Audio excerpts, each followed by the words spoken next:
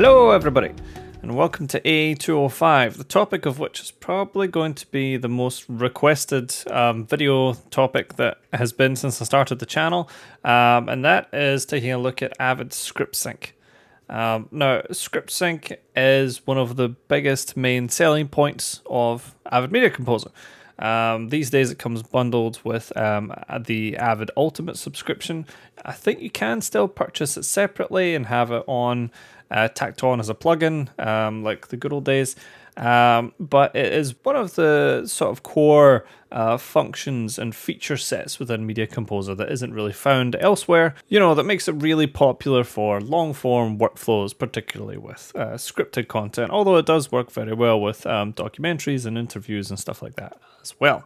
Now, me being me and me having a history with scripted content, I'm going to take a look at this from a scripted point of view, from a sort of a drama long-form point of view, you know, just in terms of how I would make the script bins, how I would sync my rushes to them, and how I would prepare it and use it. And while this won't give you an ultra-detailed software look at ScriptSync and every little detail of how it works, it should give you plenty to go on in terms of getting up and running and getting you using it, and then you can have a bit of an experiment and play around as yourself. But this will show you how to you know, get your rushes going with ScriptSync, which will be a main task for an assistant, which puts it squarely in this course. So here I have a version of the Treasurer script. I don't have the whole script here because I've had to copy and paste this from a PDF and then format it into a script, sort of script formatting, and that's taken me a little while. But generally speaking, if you're on a large production and script syncing is something that you're going to be doing, you could either request them directly in the plain text format you're going to be using to import into Avid, or you should at least be able to request versions of the script in an editable format, like a Word doc file or something like that. You shouldn't have to be converting from PDFs, because it is a pain. There are some paid platforms out there that can do that and convert it from PDF or virtually any source into something usable. And there are some script writing programs that can export directly to Avid ScriptSync. They'll have a preset for that. But for right now, this is what I'm going to use, and I'll show you how I got these scripts into Avid and the format that it has to be. So after I had fixed my formatting when I've copied and pasted it from the PDF, the next thing I did is I exported this as a plain text document. This is the formatting that Avid is going to like for ScriptSync. So I've exported it here. You'll already see two here, scene 1 and scene 3 of the Treasure. Now these are the ones we're going to use later, but I'll just show you how I made those. So first, you know, I'll just export this as Treasurer, and then I'll jump to that folder, and I'm going to open this up in, I'm on a Mac, so I'm going to open it up in Text Edit. Now if you're on Windows, you could probably open this up, I think it's WordPad. You know, one of the built-in tools just to be able to open a plain text file. And then this is probably because I'm using Pages and not something plain text friendly, but it's gotten rid of a bunch of my line breaks. So I'm just going to quickly go through and put those back in wherever there should be a line break.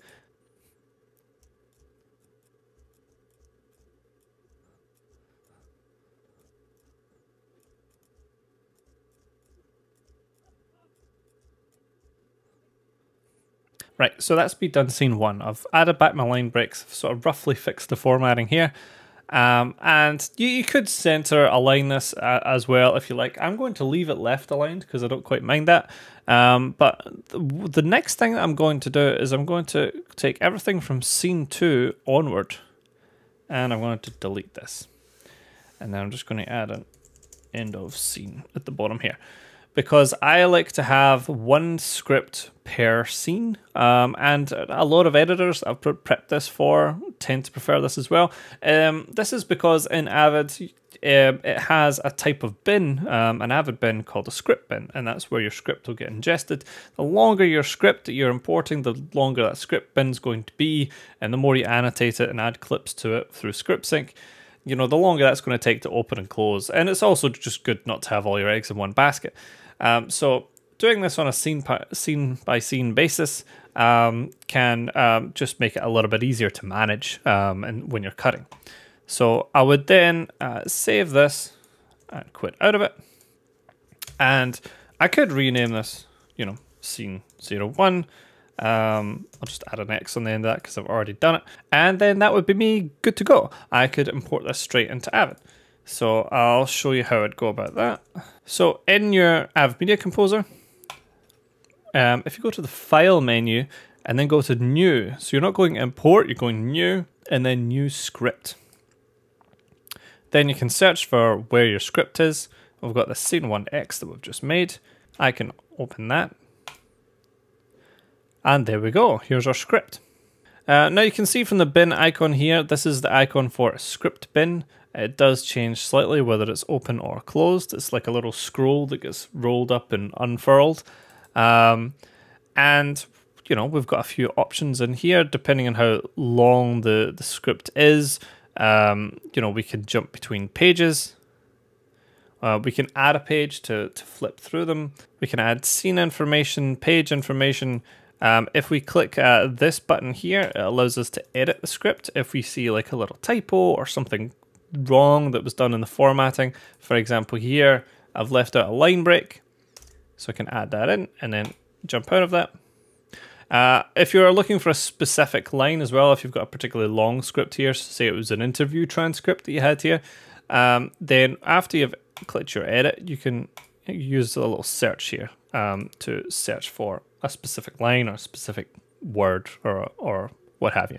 Right, now before we continue on with you know, bringing in rushes into the script bin and, you know, doing the whole ScriptSync thing, let's take a look at a completed example so that you know what we're working towards, and just in case you're not familiar with ScriptSync, you'll get an idea of what it actually looks like. So here in my sidebar here, I've got a folder for scripts, and I've completed two scenes here. So we'll take a look at scene 1, since that's the same script we've just brought in. And here we go.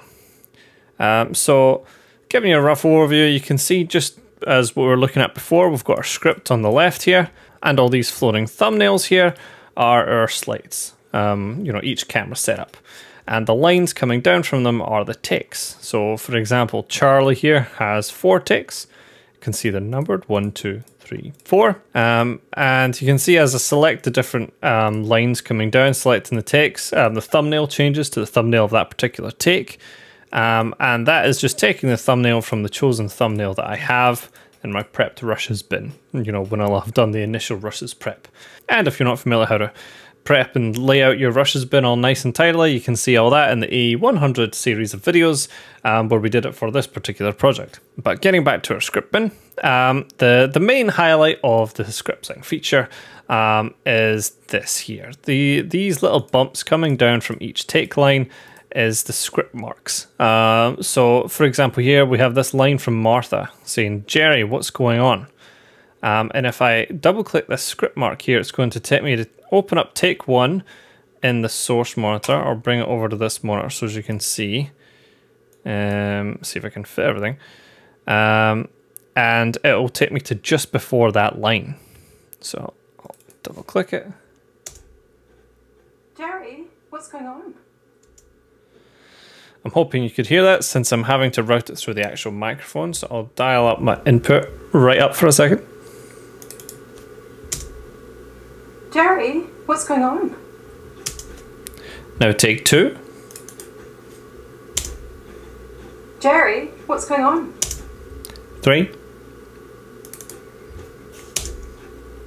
Jerry, what's going on? And take 4. Jerry, what's going on? And you can see how this would be really, really useful. Not only can you jump straight to any particular line, so just to show how it works with a different line, down here, Martha's line, "You're lying to me." You're lying to me. There you go. You can jump straight to coverage of any particular line very quickly.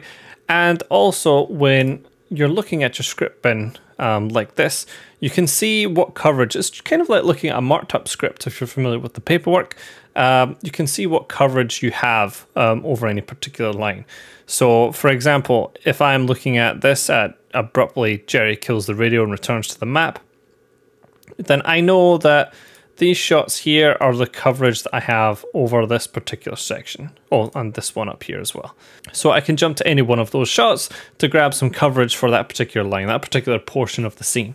So it's sort of like having your scene bin as well as most of your paperwork just there in one go in the bin. It's a really useful way of cutting and has been, you know, a staple of Avid for quite some time now. I don't know offhand exactly how long, but I'll research it and have it up on screen just now. And yeah, this is roughly what a scene bin will look like once it's prepped for ScriptSync. You can take this a little bit further and you can tweak the formatting of the script and the sizing and spacing and stuff. But I'll leave that for now because that's something that you could fiddle with later as you go. Now for this video, we're going to look at how we would essentially make this, and probably a couple of steps further, a little bit more you know, pristine and detailed than this one, as if you were going to pass it to an editor ready to start working with if you were their assistant. So we can use our scene 1 bin that we have here that is all empty. We have the rushes bin here all ready to go. So let's get cracking. So I'm going to be bouncing back and forth between a few different workspaces here, just, you know, to use screen real estate and to make sure you can see everything. But essentially here I'm just looking to see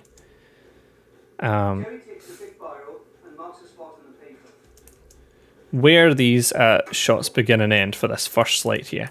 Now, normally I could be able to see this from the paperwork. For the marked up script, I would just have the marked up script up in front of me and I would know what portion of the scene it covers.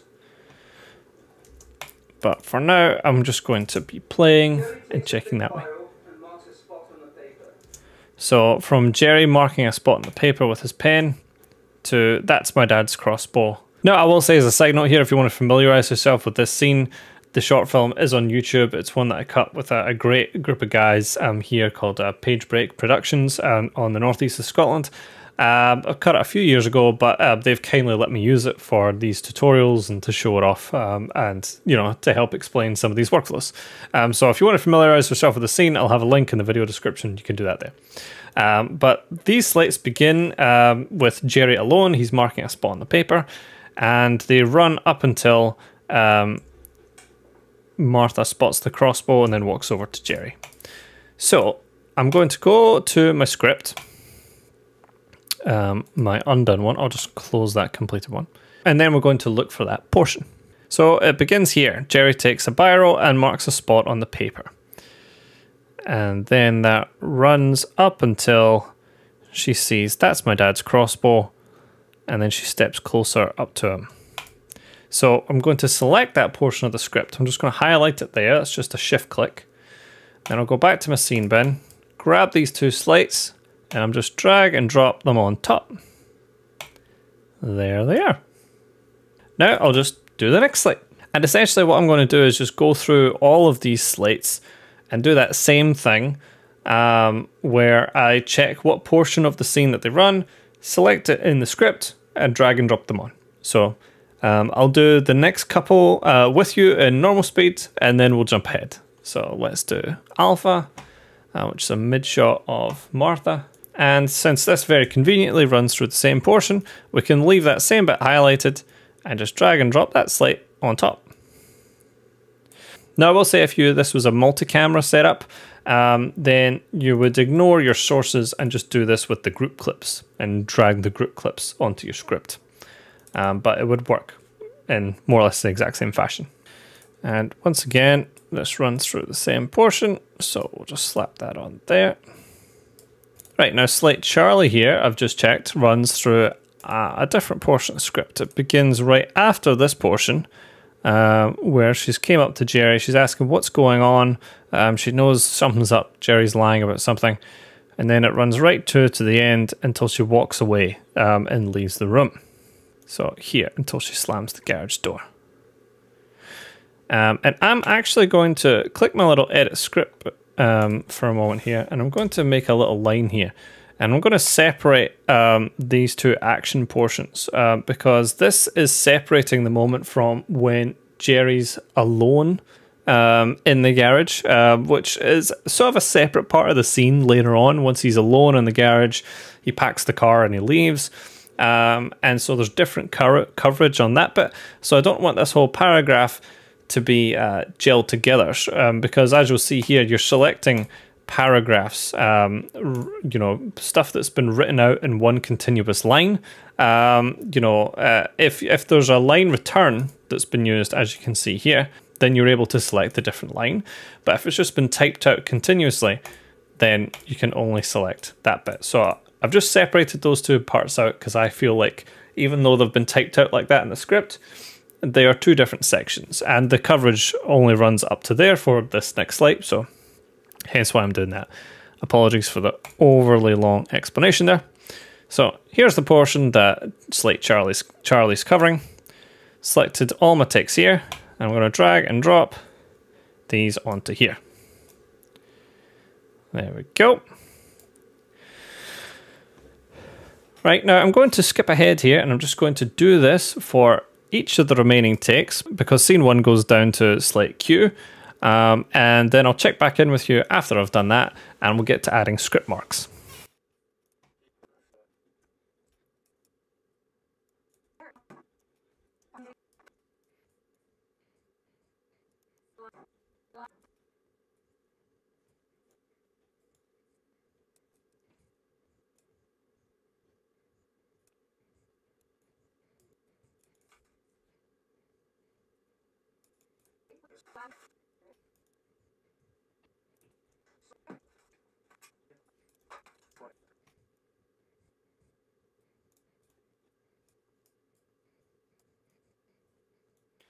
Right, now you can see we've got all our slates added in now. It's looking all nice and tidy. It's covering the relevant parts of the script.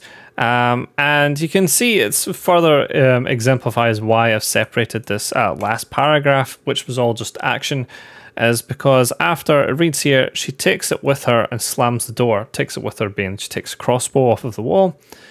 And then after she's closed the garage door, Jerry's alone. So Jerry stared at the door for a moment, then opens the MGB and gets in his car.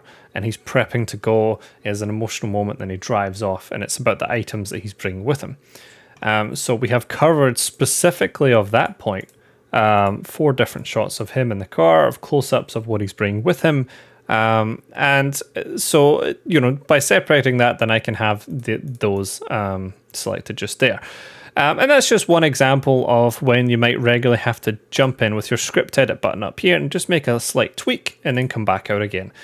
Because, you know, your script might not always be handed to you in a perfectly neat fashion, formatted exactly how it will be useful for you in Avid. But it's time for the main event. It's time to add our script marks. And there's 2 ways to do this. We can do it automatically and we can do it manually. And 99% of the time, you'll need to do both. So first off, let's show the automatic way. Let's show Avid can show off and work its magic. So I'm just going to do a Command A on all this. This is why I add all my slates first. And so I've selected this whole scene script here and all of the slates that have been added. Then I can go up here to the script menu and come down here and select ScriptSync. So this is the ScriptSync menu that's come up. This is where you're going to give your instructions, where ScriptSync's going to go in. It's going to scan all of the audio. It's already in the background, interpreted all the waveforms, all the audio, and knows all the words that have been spoken and said. And then it can look for that and compare it to the script and add these marks. So you're saying, what tracks of audio are we scanning? Well, these have all been synced and there's only A1 on there, so it's going to look at A1. You can tell it to skip lines that only have capital letters, and that's because those are the lines that have our character on them. So, you know, those lines might be said a lot as characters talk to each other, they say each other's names, so it makes sense to skip that. You know, we don't want those being marked as if they're lines of dialogue when they're not. So by default, that's ticked. Skip text in parentheses or brackets. So a lot of action and descriptors a lot of the time are in brackets, and that's also something that you can skip, because if it happens to also be said in the dialogue, then it's not something that needs to be matched. So you can ignore that. And we get a few more options here. We can skip text that's right before a colon, because generally that'll be an explanation of what comes after the colon, you know, like a list of something or a description of something. Skip lines indented less than the dialogue, you know, so if there's a specific indent. So just, you know, if you want to skip certain portions of the script that you want it to ignore when it does the scan and add its script marks. Because I'm selecting the entirety of my scene here and all of the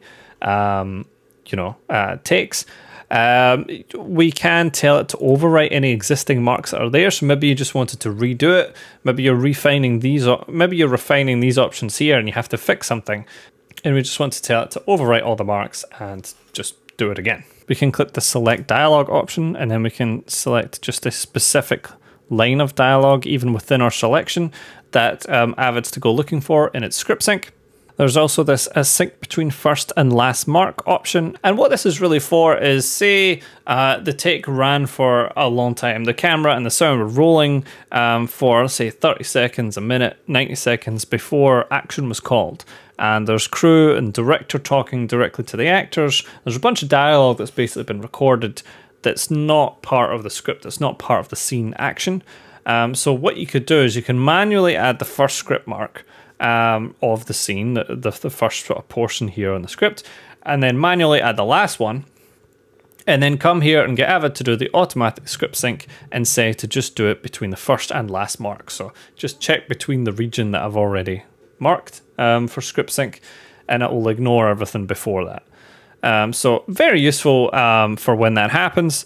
But you sort of do that on a case-by-case basis, so because hopefully that's not happening all the time. Right, so I'm going to hit OK on this, and then we'll watch ScriptSync do its thing.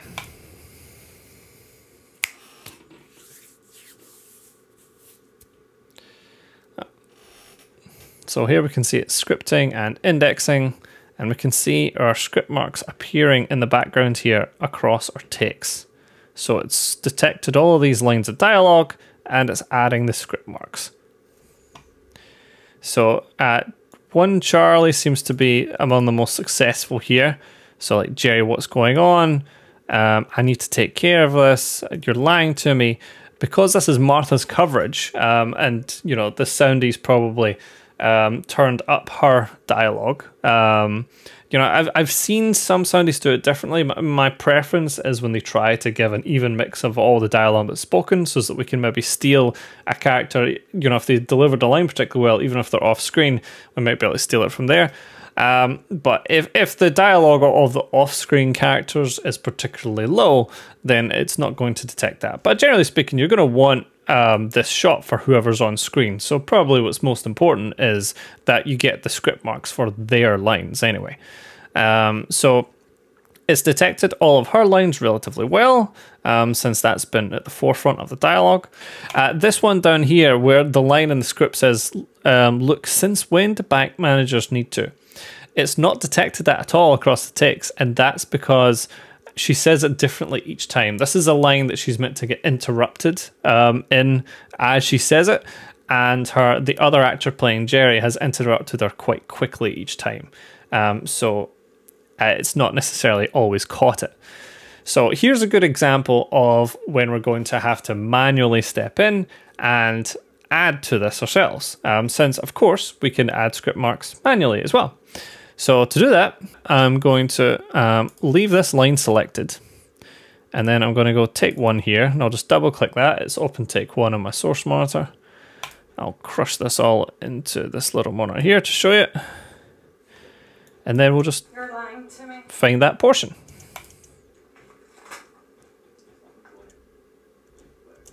Since when do bank managers need to take? Right, there it is right there. So I'm just going to park my playhead right before the line. You can see the waveform, that's the line there.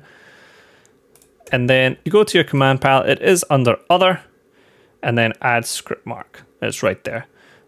So that's where you can add it from. It's really good to have this on a key, actually have on your keyboard. I've put it onto my Media Composer just now so you can see me doing it, but it's good to have this on a key. So if I add a script mark here, and I've parked the playhead at this point, and I've selected that line, then you can see a script mark gets added.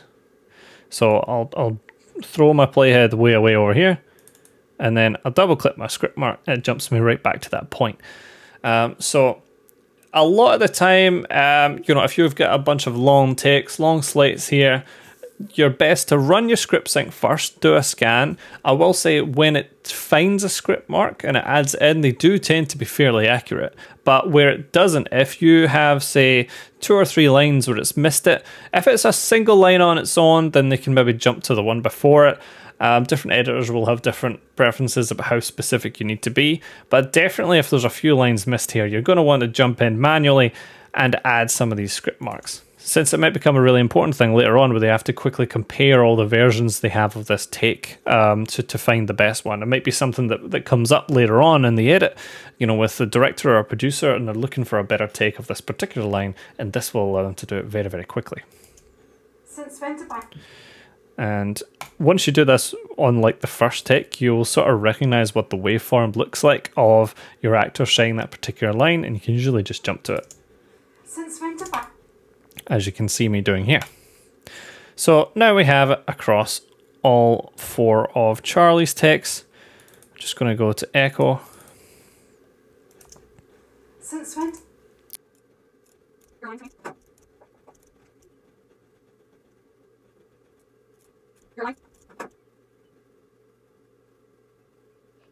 And it's not detected that line in take Foxtrot here because she hasn't said the line. It looks like they've skipped that portion on this particular slate. You would be able to see that as you were syncing from your continuity reports, and your marked up script would probably have a little squiggle over there if they'd skipped it. So you would know that going in, and you would know you wouldn't have to apply a script mark.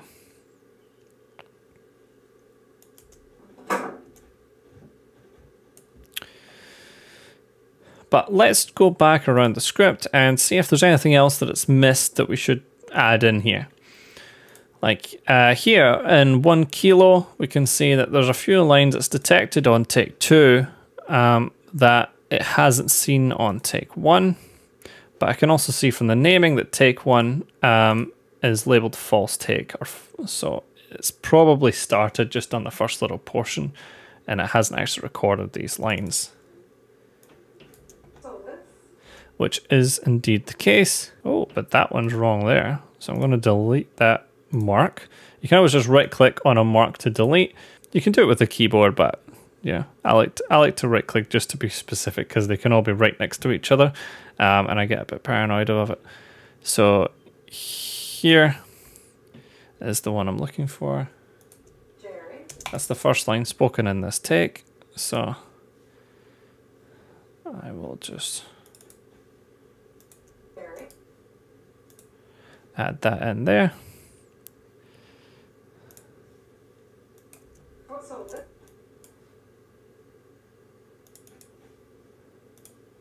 And I'll add that one. And that's as far as take 1 actually gets. So I can leave that mark there. And then take 2.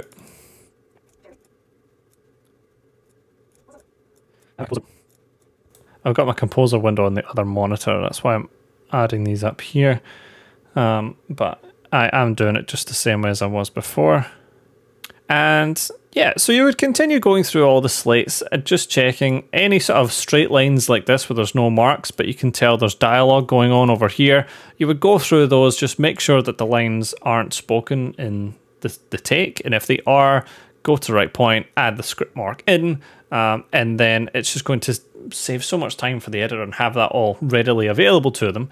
But you might not also necessarily be doing this just for dialogue. You might also be doing this for action as well. So if you had a long space that was just action, let me see. Does up here cover it? So here, this isn't the best example, but I think you'll get the idea. This is Jerry drawn on a piece of paper. He's put some tracing paper over a map and he's going to mark a specific point. So we can see over here is when he actually draws on the map. At first, he's just looking at the paper.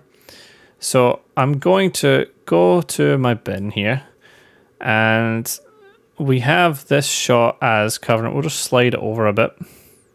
You can always slide these thumbnails, you know, all around, left, right, up, down.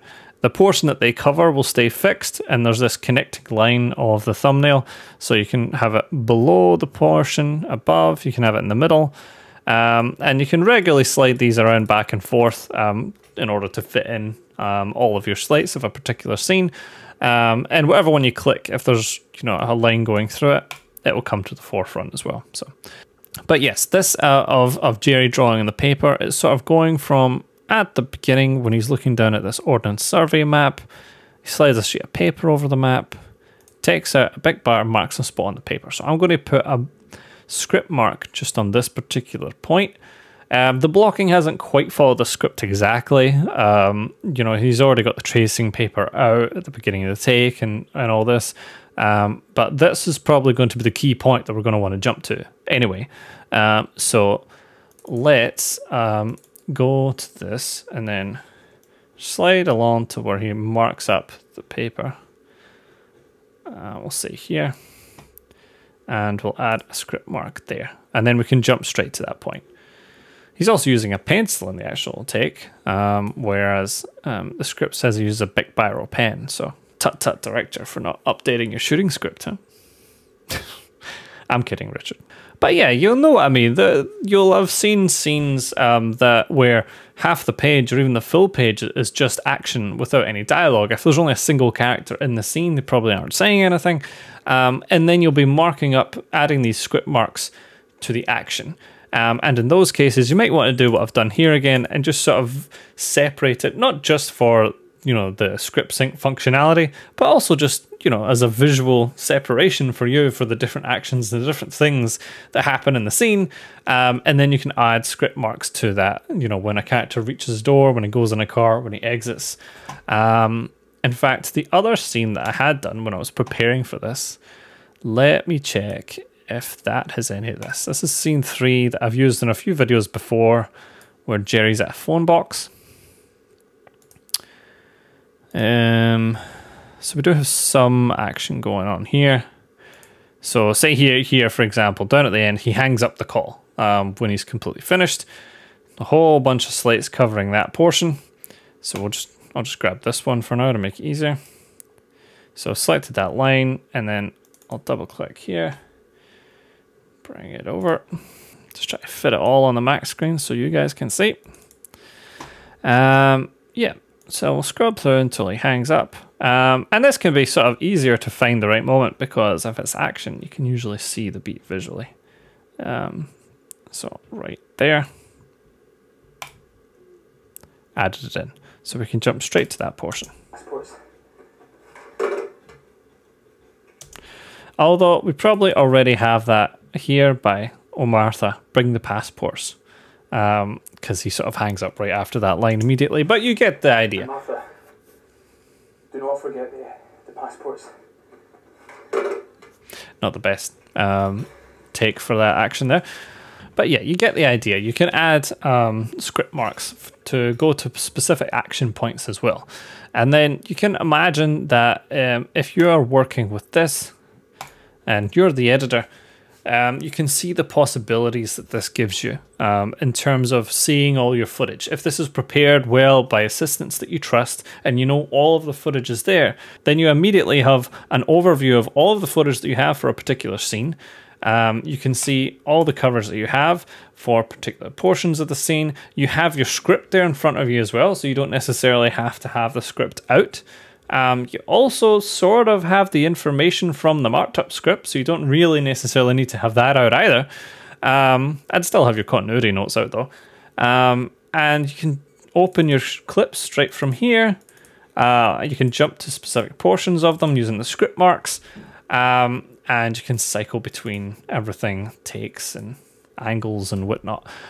So it is a very nice way to work, especially if you're in scripted, where you can break these down into scenes. I would generally, in my sidebar, would have a bin for scenes cut and scenes to cut. So I'd have my scene bins like this here, and then as I've cut them, I'll move them into scenes cut. That's how I did it on a project I've just finished and how I will always do it. But then you'll also like to have a bin for scripts, where you can have your script bins in there, and you can sort of open them up, and you can choose to work in this way, or you could work with the scene bin. Might depend on how you feel or what you want to see at any given moment. Some editors even just use this as a reference, sort of supplementary to the paperwork almost, because they can have it within the Avid and call it up quicker. But it's a very nice feature set to have, and actually very simple to use, really. And as you can see from the sidebar, each script works essentially just like a bin. You know, so if I open up, say, this 3 Delta 1 here, I'll go to a specific script point, and then I'm going to change what bin is open. I'm going to have scene 1 script here. I can scrub around in this take, and then just like we have find bin, we have find script. So when I click find script here, it's going to jump to the scene 3 script, and then I can see 3 deltas right there. So it'll jump to a portion of the script that has this take, and I can open it up and go straight to there. So if you're someone who likes to have a whole lot of bins open, or if you're working like this and you don't have a whole lot of screen real estate, that can be handy as well. So it'll work just like a bin, just with a lot more viewing options ready for you to cut with. So that is a general overview of ScriptSync. Oh, sorry. Stupid Jack. I know it sounded like I was about to wrap up there, but I've just remembered one more thing that is really essential that I should mention here. Very simple, just one last thing to add, is if you find yourself in the event where you have a clip that has multiple actions, say they reset, but, you know, another take on the roll, so it's still within the same take, but they're doing another action, and so you might have another action marker like here. This one isn't a second action, but I'm just showing you for example. So how you would factor that into your ScriptSync workflow is you would just grab that take again, so say it was this one, and drag and drop it into your ScriptSync bundle here. And then you would go through and you would add the script marks manually for the second run, the second action. And ideally, if there's a second action, when you're syncing and prepping the rushes, you would have already added a marker for the second action, and you could just jump to your marker and then manually add your script marks there going forward.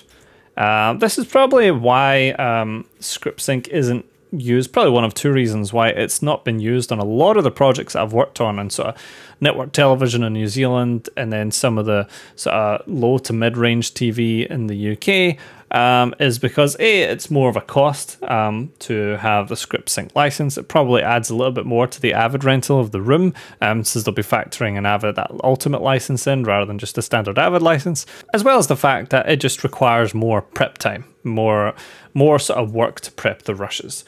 And so because of that, you know, they might only have one assistant across, you know, one show with lots of episodes and lots of stuff going on. They just don't have the time for that one assistant to be doing these script bins for every scene. And so it's not always done. I'd say I've primarily done this on international projects. I think there was one New Zealand project where I did it on, just because, you know, the editor had just come off of doing an American job, and they had gotten used to that way of working and they wanted it back again. But it's primarily been on international projects where I've used it. And then when I started cutting myself a couple of years ago, I started to use it a bit more. Since now that I was on the other end of it and I was cutting, I could appreciate, you know, just how useful it was and how nice it is to have it. So when you do get the chance to cut, even if you're an assistant and you're practice cutting, I would definitely recommend using this, just because it would give you an appreciation of how useful it is to the editor, and it will make you, and it will give you an appreciation of what all the work that you'll put in is for, and why it's good that you do it. Now, of course, you wouldn't have to wait until you have all of your slates completed and laid in before you run your ScriptSync. You could do this on a case-by-case basis, and you wouldn't have to scan the whole script. You can just select a portion of the script and select the takes that you want to scan. You could do them one at a time if you want. So just select the portion, select the take, and run ScriptSync, and it will scan just that one and just that area. I like to just lay them all in because, you know, I'm quite a, you know, a modular person in how I think. So I'll do one task at a time. And so I see laying them all in and choosing the portion of the script that they represent as one task to do first. And then let ScriptSync sort of have a go before I'll go through and manually check everything and fill in the blanks and add my script marks.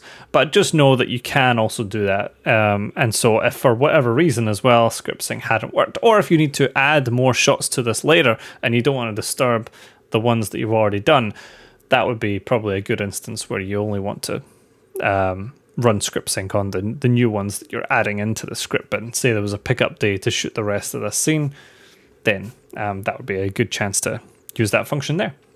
But yeah, I think that will provide you with a relatively decent introduction to ScriptSync at this point.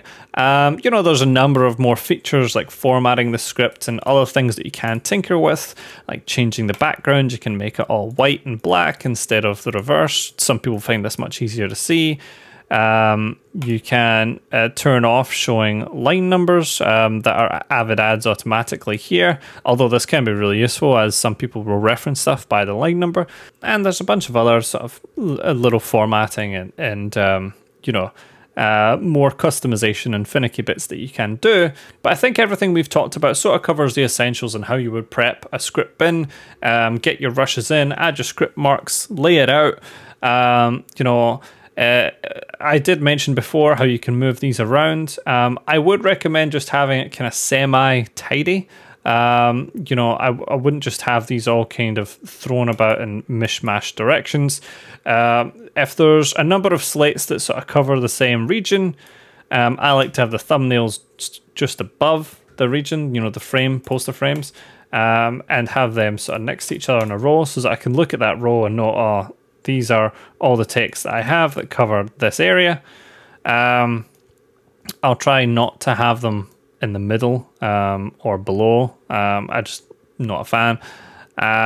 Yeah, so, and just with everything else with your own assistant, try to keep it tidy, and then you'll be right as rain. If any of you guys have any particular questions about how this works, or you know, if you're having issues applying the stuff that you've seen in this video to your own projects, please do let me know. Leave a comment, send me an email, whatever, and I'll get back to you as soon as I can. But until next time, guys, thank you very, very much for watching. I do always appreciate it. Thank you especially to all the Patreon subscribers. There's been a few more of them since last time. And yeah, I will see you guys in the next video. Not sure what that'll be since this is the last of AE200. You know, probably getting back to talking about a different issue on each video. You know, maybe do a bunch of intro to Avid basics stuff for people crossing over and whatnot, since that's been requested.